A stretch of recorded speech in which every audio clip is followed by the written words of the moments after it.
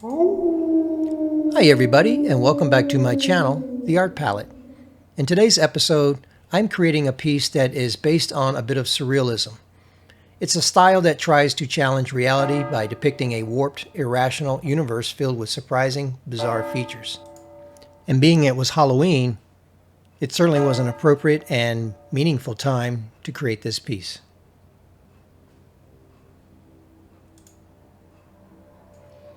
The canvas is ready, the sketch is on the canvas, and now that I've mixed a bit of color of brown and a bit of gray, it's time to outline the artwork that I sketched in place.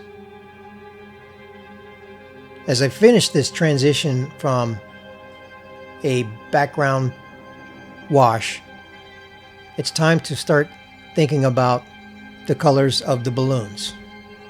With a bit of red and a bit of blue, I use this to outline the pencil work, if you will.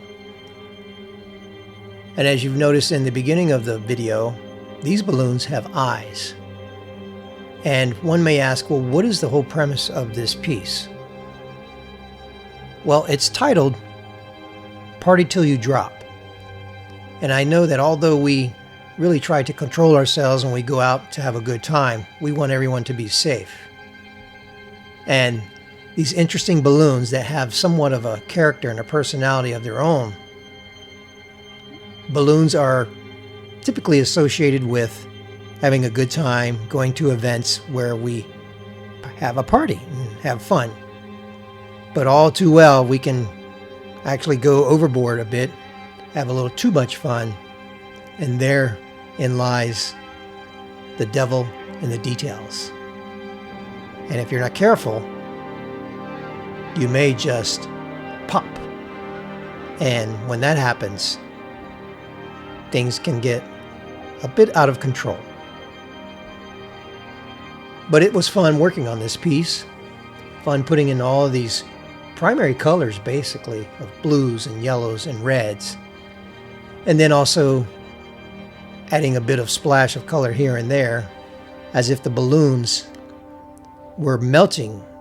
And as they melted, we start to reveal the skeletal system that comprised the structure of the balloon. These skeletons then fall to the ground, only to dissolve into a sea of nothing but color, leftover remnants of the exploded balloons. And the only thing that is left is a vague hint or image of what was previously a good time.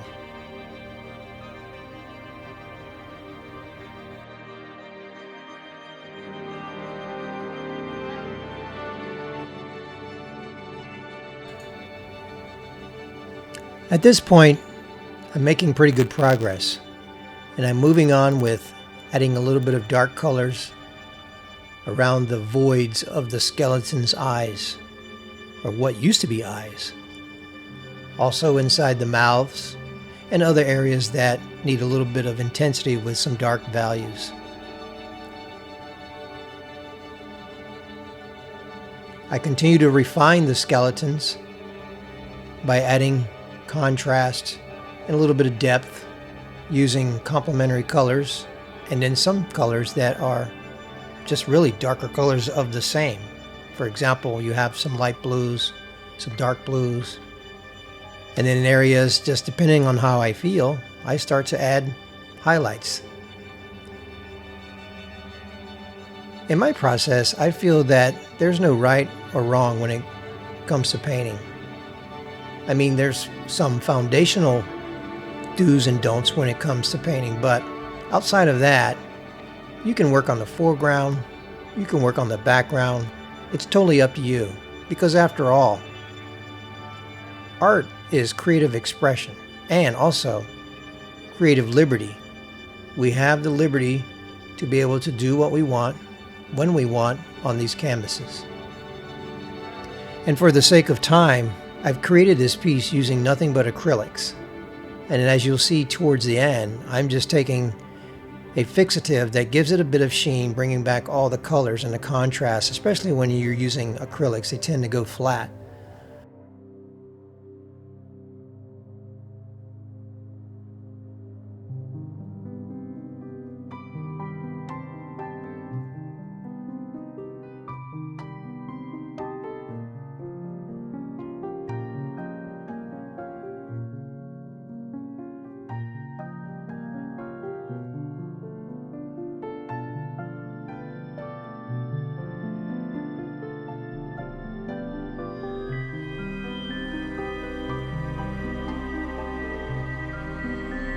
I had a lot of fun in this phase of the completion of the piece, where I just added tons of color to add to the dramatic effect of where I wanted to go with this piece.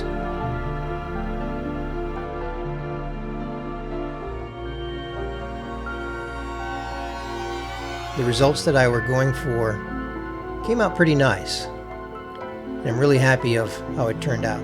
It's quite bizarre, this piece. Not everyone will hang something like this in their house, but for a party room, no pun, it might be certainly appropriate. Or a cave, whether it's a man, women, or person's cave, could be fun.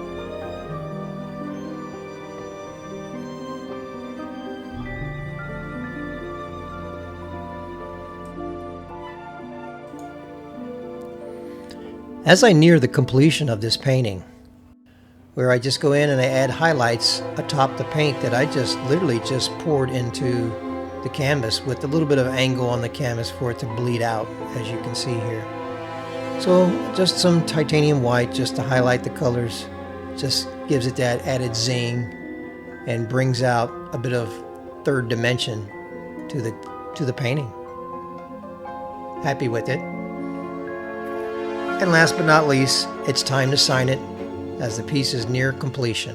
The only thing that is left is add the fixative, which is a gloss fixative that I use to really bring out the colors. The painting begins to pop yet again, and then it's ready for a frame, mounted, and then perhaps onto the reproduction company, and we'll make some posters. So stay tuned if you're interested, and they'll be up for sale soon. And if you're interested in the original, those are always for sale as well.